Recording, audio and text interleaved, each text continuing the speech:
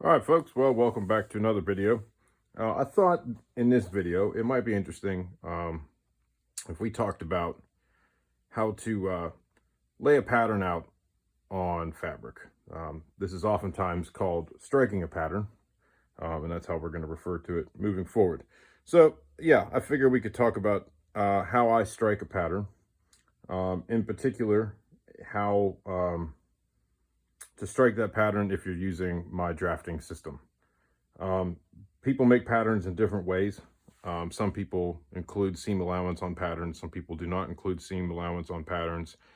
If you're using my drafting system, it does not include seam allowances at all. So what that means is whenever we go to strike the pattern on the cloth, we have to add additional lines beyond just tracing the pattern so that we can have seam allowance and inlays. Now, inlays are areas where we're going to leave extra fabric that we might intend to leave in the garment when we're done, and some of them we intend to remove when we are done. But they serve a purpose while we're working through the fitting phase. Some of the inlays are really only useful whenever we're making a garment for the first time for somebody, and they wouldn't be necessary on, later versions. Like if we get the pattern worked out and we have a repeat customer, for example, we won't need some of these. So we'll talk about them as we go through. Some of the other markings that we want to make on a panel are useful for us whenever we get to the actual construction phases of a garment. So we're going to talk about this today using what you see in front of you here, which is a scaled down front panel, and we're going to use a scaled down sleeve block. This is not actually a pattern that I've drafted, nor does it follow my drafting system. This thing is actually a scaled down version of Lieutenant Dagworthy's coat. I got the scaled down pattern from Henry Cook, I don't know, 10, 15 years ago, somewhere in that neighborhood. I'm not totally certain at what scale it is. There are some significant differences between what you'll end up with my drafting system and what exists in this actual pattern from an original garment. We'll point out some of those things when they become relevant. Not totally certain if the differences exist simply because, the people that made this garment originally just did things very differently than the way I do them, or if they're actually evidence of alterations that were made throughout the making process. So I've never held the garment myself, so I'm just kind of blindly guessing just based off of what I see from the pattern itself. But anyway, we'll talk about that when we get there. So I don't know if seam allowances are included in this scaled down pattern or not, but we're going to treat it as if it were one of mine, and we're going to say that there are not seam allowances. So first and foremost, whenever you're laying out a garment pattern, you should always have something that marks the grain line of the pattern. That's what you see here. It's usually some sort of double arrowed line on any pattern. And what this tells you is, how the pattern needs to be oriented, north and south on the north and south of the weave of the fabric that you're cutting it out of. Now, this is not, as you see it in front of you, laid out grain correct. This is actually just my pressing cloth. We're over in my pressing station right now. And I figured this would just be a good enough way to show you the techniques. But in order to get you in frame without, completely rearranging my pressing area over here, we're ignoring the grain line. And we're just getting the pattern in frame. But this is always step one. This grain line here should orient the pattern north and south of the pattern with north and south of the weave of the garment. This is a very big deal. There are certain parts of a pattern that we do not want to be cut on the bias. That is to say, diagonally, in particular with plain weaves. So fabric on the bias has a lot more stretch to it, and there's certain parts of a pattern that we do not want that. We don't want that stretch in. So the grain line is a big deal. So you need to absolutely make sure that you have that orient it correctly before you do anything else. Now, once you do, you need to weight the pattern down with something. I have like purpose-made pattern weights, basically anything heavy will do that job for you. You may also notice that there's a few holes in my pattern here. I will use an awl and punch holes through my patterns on areas that I need anchored correctly. And what this does is it allows me to transfer those points using some chalk dust. I have a little bit poured out here, but we'll talk about that when we get to it. So for example, you can see this pocket flap. I just kind of freehanded this pocket flap onto the panel for you. This is something I would have drawn on a pattern for somebody. And the reason being so that I know its orientation on the panel. So when I go to, strike the pattern out, I know where the pocket's going to go. This is subject to change during fitting, of course, but we want to have it on the pattern. So again, we'll talk about that when we get to it. So step one, of course, is to just use your tailor's chalk and go ahead and chalk around the whole pattern. Trace around it entirely, and then mark some important points while you're doing this as well. So one of those right here would be the front pitch point on the sleeve, for example. So this is where the front sleeve seam should line up. Now, this is one of those areas that's very different from my pattern system. Mine would be something like up here. I'm not going to demonstrate the back panel with you, but the back panel orientation on this coat is different from what I'm used to seeing as well. It almost appears as if they rotated the sleeve cap forward during the making process, and that may have been an issue with fit that they corrected by rotating the sleeve cap forward. Again, not having seen the original garment, couldn't really tell you why that was done. But anyway, it is rotated all the way around, more so than our system that we've been working with on this channel would demonstrate. But we're gonna use this because it's what's on the pattern. But just note that if you're working with my drafting system, it will be higher up in the armhole up here. But the whole armhole may be drafted differently anyways, and that's not a big deal. So long as it works, it's not a big deal. But this would be one area that you want to mark, right? You just want to make a little tick so that you know where that is. Another area might be the chest line. You can see there's the chest line here, or at least how I've estimated where it might be. Again, I didn't draft the pattern, so I don't totally know. But you mark that chest line. This pattern did not have a waistline transferred onto it. This is probably the most important line for fitting that I like to have. This way, it serves as an anchor point. Whenever I'm putting all the panels together, I'll tailor's tack out where the waistline is, and when I'm sewing all the seams together, it's an anchor point so that I know things are where they ought to be. And then when we place this on somebody for a fitting, having a tailor's tacking of the waistline is good to see if everything is going around the body correctly. So I've just kind of guesstimated where a waistline might be on this pattern, so we'll transfer that. And then down here at the bottom of the vent, we don't really have to mark anything because the vent ends. But on the front, we will make a marking up here because that should be indicative of one, our pocket line, and if we're putting buttons and buttonholes down the front, that should be the bottom button. But mostly we need this, especially if you're having a lapelled coat of some kind. This may or may not end up being a bottom button or the bottom of a lapel or whatever. That would kind of depend on the style of garment you're making, but the pocket line matters. You'll notice that the two anchor points of the pockets, I have holes, so we can transfer those. And this kind of goes a little bit off frame, but on the fold lines of the pleats, I put a few of these holes as well.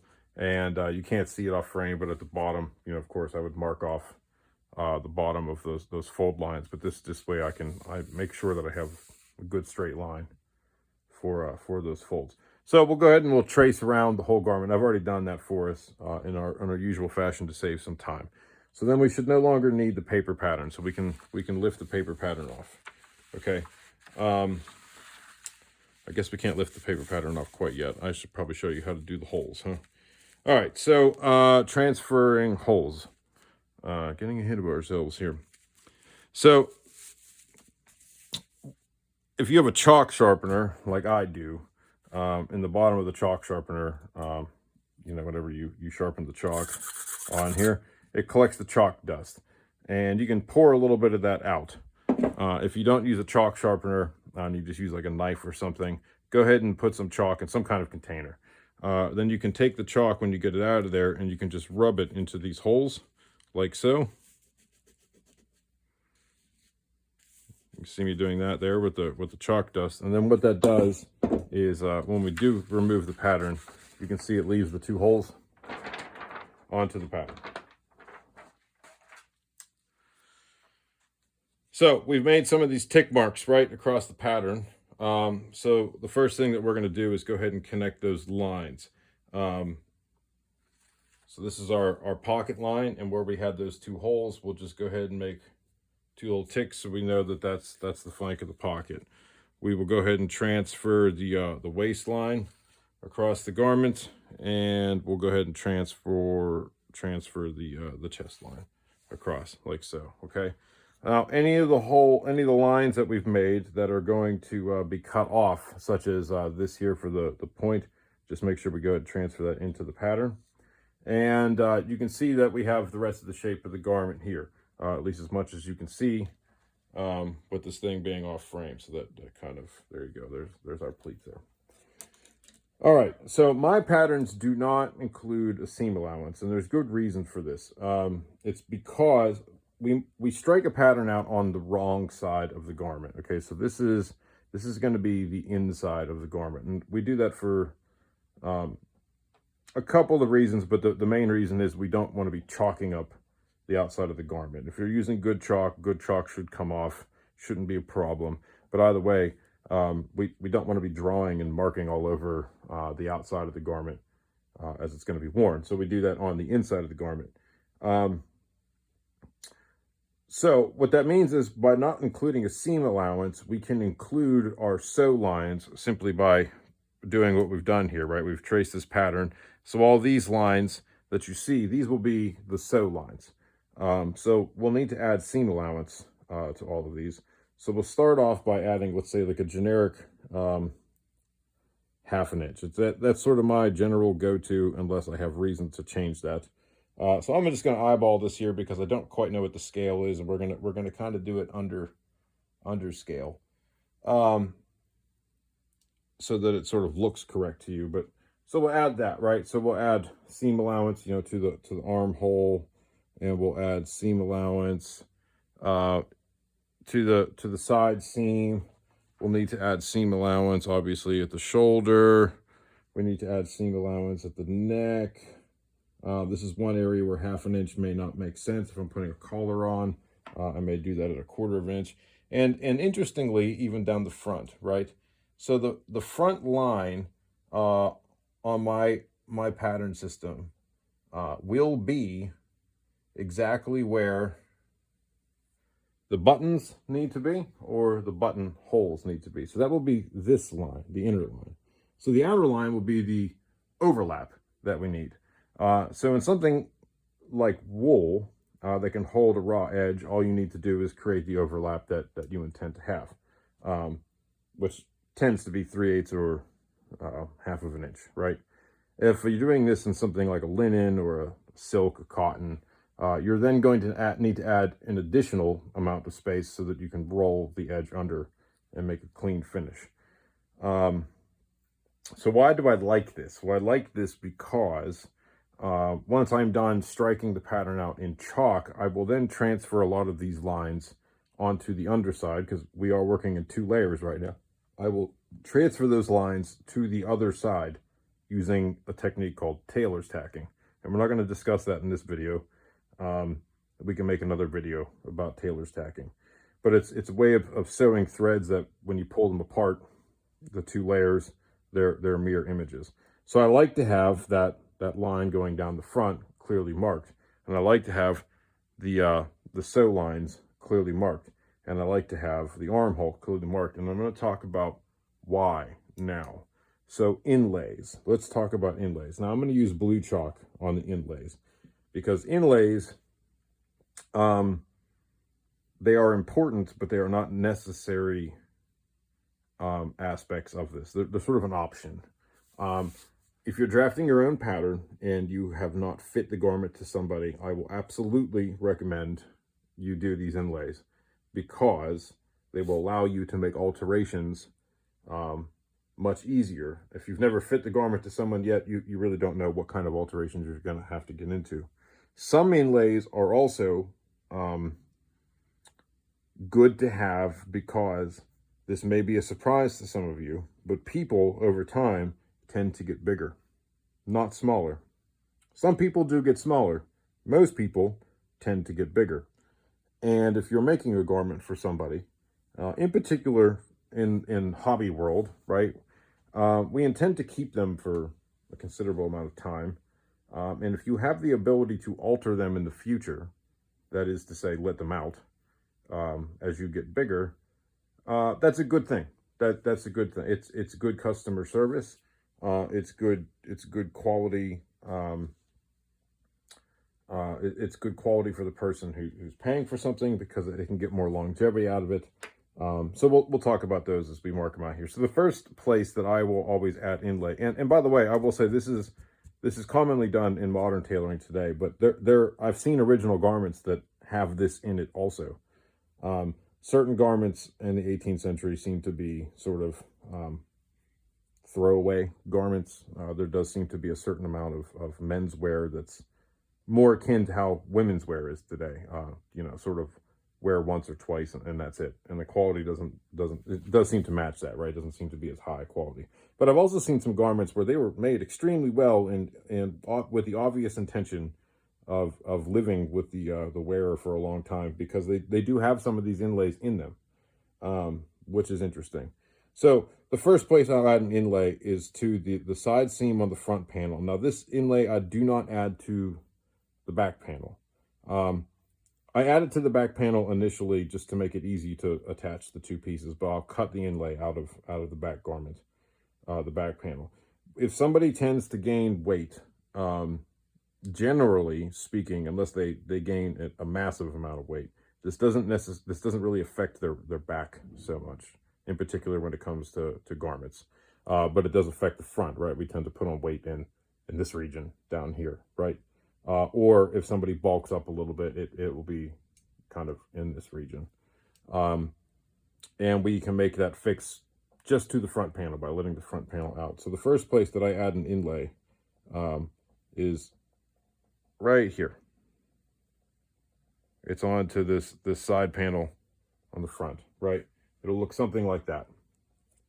I tend to add a 1-inch inlay there.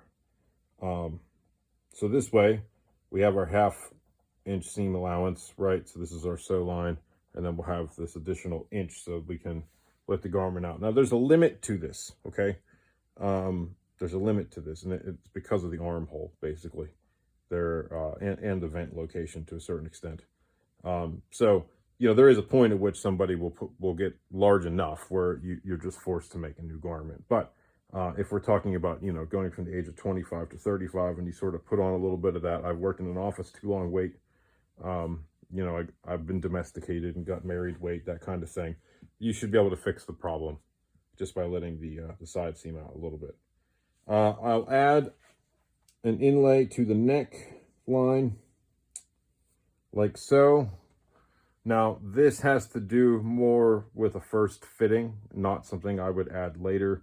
And I put it in there just because I'm not totally confident that the random curve line that we drew whenever we drafted the pattern is actually going to match the wearer's neck. So it is entirely possible that this front neck point would have to come up.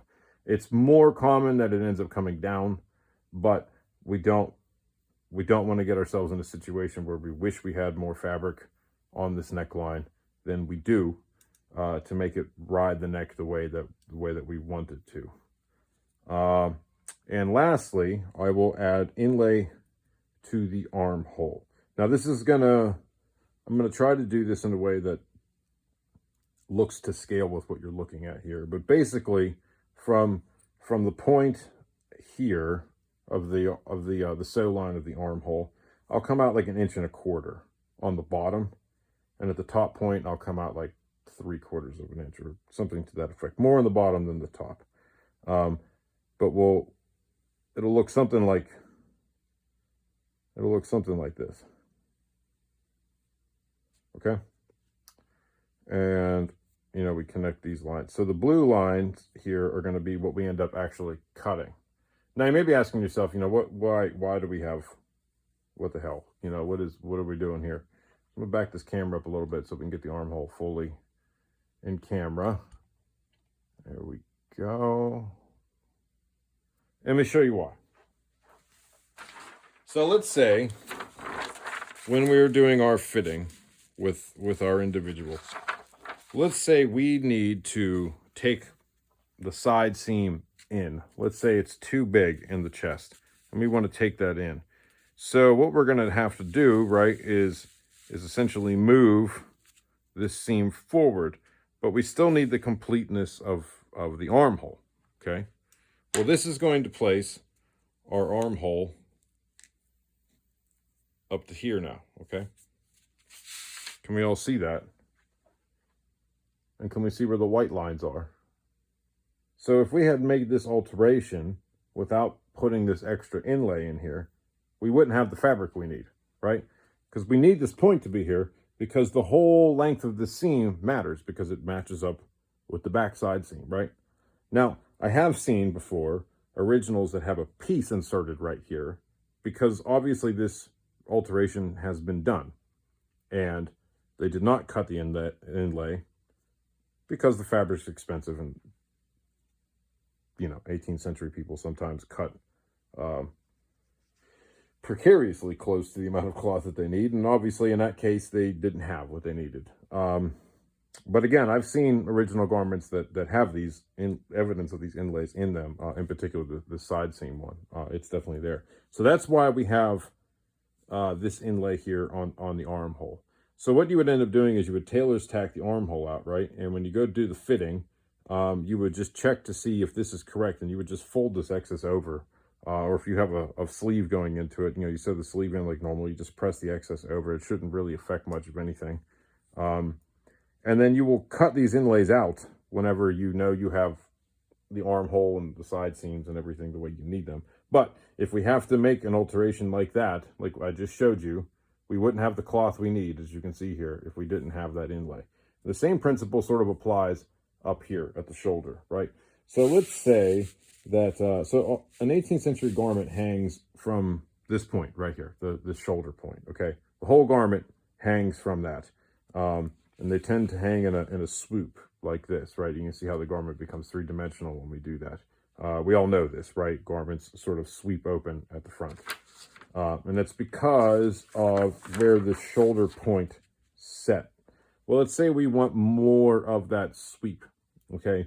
So we're going to do what's called crookening this coat. So we move this whole shoulder seam back in relation to the rest. So the rest of the garment doesn't move, but we want to move this back more to get more of that swing, okay? Well, if we do that, right, again, so we crooken it. So now our shoulder point is out here. We're once again in that situation where we won't have the cloth we need unless we leave that inlay, right? Now, this is a pretty dramatic showing of what I'm talking about, but let's say that's the move we wanted to make, right? We wanted to move that shoulder like that. We need this here. So that's why these two inlays matter, and they only matter really in the first fitting stage. Once we know we don't need these, you just cut these out, okay?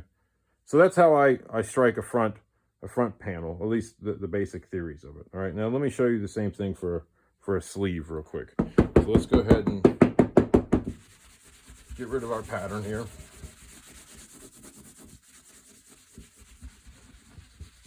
Matter of fact, this is kind of a good teachable moment too, getting chalk out of fabric. So I use pretty good chalk, right? Stuff's from Japan.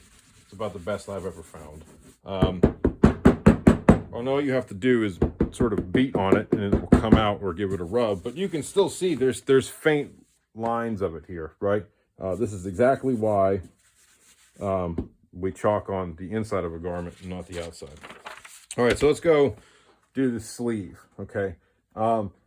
Again, this is not exactly the way I draft the sleeve in the system, but it, sleeves are sleeves. It's close enough. Now, one thing I always do is I draft one sleeve pattern that's for both the top sleeve and the undersleeve. So you can see I mark all these holes here for the curvature of the undersleeve.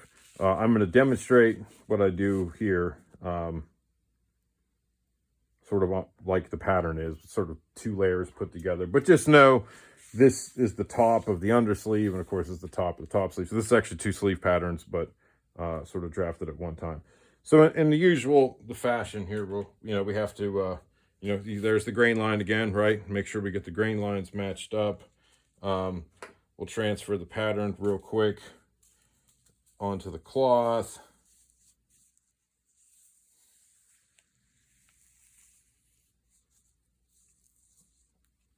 And then we can get onto our main point here, which is talking about inlays, okay? So there's that. Again, we can use a little bit of the chalk dust if we want. Just kind of rub it in the holes here.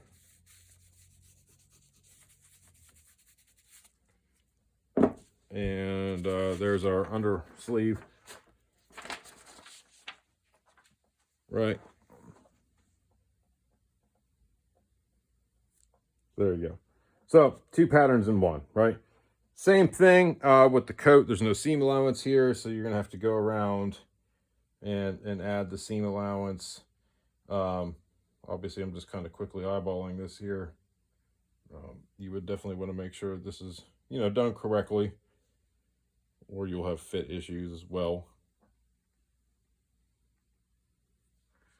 But you can see how adding the seam allowance as you're striking the pattern, right, basically allows you to make the seam allowance anything you want, and you could tailor's tack out all the sew lines if you wanted to, and you can make it anything you want. Okay, inlays on a sleeve. So the only thing we need to really be worried about with the front curvature of a sleeve is that we're happy with the way the curvature works on the arm. Sometimes we might reduce this curve at the top a little bit if it's hanging sort of funky, but for the most part, that front curve isn't something we have to worry about. We do play around with the bottom, right, to get the length right and the angle right, but most fitting of a sleeve happens on the back and on the sleeve head itself, in particular usually to the front of the sleeve head and the actual drop angle. We're not going to talk about that in this video because it doesn't require any inlay work really. The back of the sleeve though is a place where you want to cut some more inlay, okay? And again, I've seen evidence of this on original. So you do it all the way down the back. So again, something like that side seam, you might want to do 1 inch. Now this I will put on the undersleeve and the top sleeve. I put it on both, okay? Why? Because all of your adjusting of a pattern happens on the back seam of a sleeve. And again, people tend to get bigger over time, which might mean you need to let out the sleeve. And if you need to let out the sleeve, you need to have cloth to let out the sleeve with. Also, it's entirely possible that when you make some kind of alteration to the body panel, because usually arms get bigger with the body, if you let out that front panel, like we talked about, now your armhole will be bigger, right? So that we need to let out at least some of the sleeve here so that we can increase the size of the top of the sleeve to go with letting out that armhole.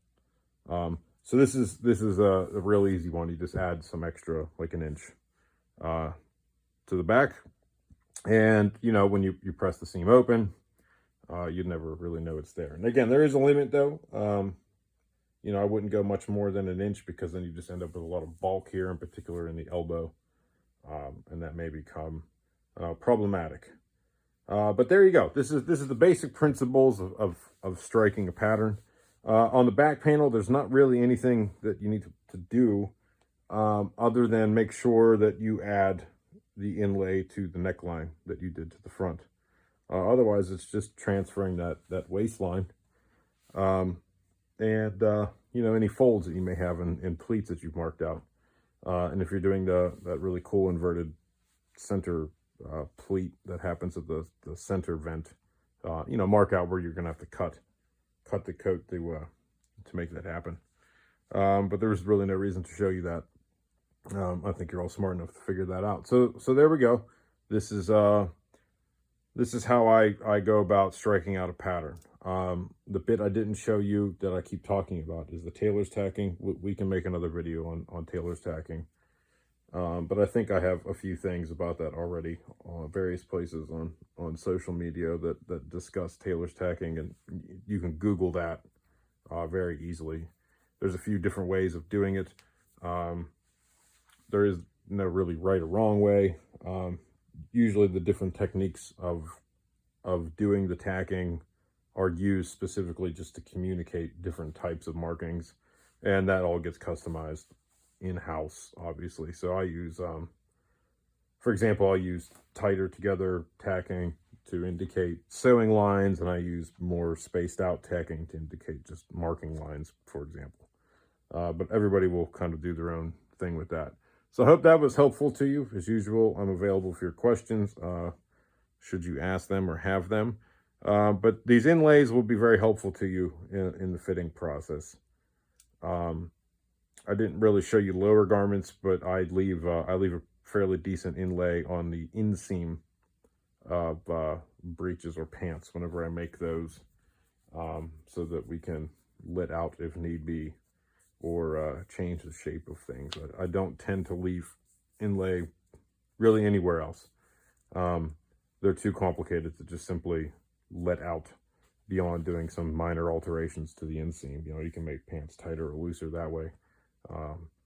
But as far as some of the stuff up around your waist and seat area, there's a point at which that you just got to remake them.